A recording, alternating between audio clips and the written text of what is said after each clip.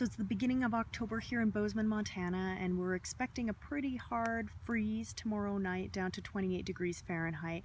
And I'm pretty sure that my peppers aren't going to make it. So my hot crops like peppers or basil, I want to harvest those before that hard frost hits.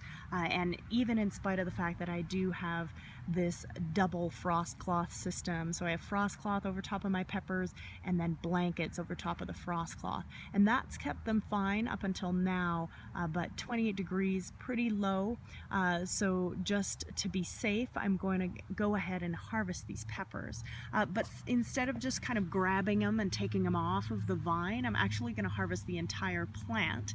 I'm going to cut it at the base and take that whole plant in, and that way the fruit on the vine can draw the nutrient from the plant and mature that way. So here you can see I've already cut one plant at its base, just again with a pair of pruners. Cut it at the very base, leave those roots in the ground again so that those roots can contribute to the organic matter in the soil. But then I'll be able to harvest peppers for the next 2 to 3 weeks probably, instead of losing them tomorrow to that hard frost. And especially because a lot of these peppers, as you can see, are already maturing on the vine, it's likely that I'm going to get a good crop, a good basement crop for the next 2 or 3 weeks.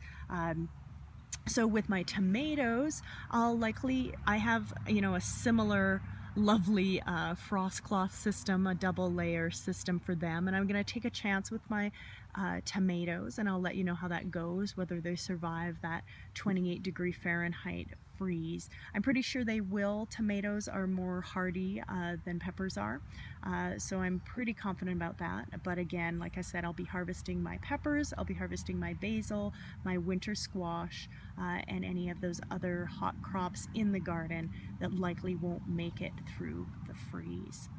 So thanks so much for watching, and stay tuned.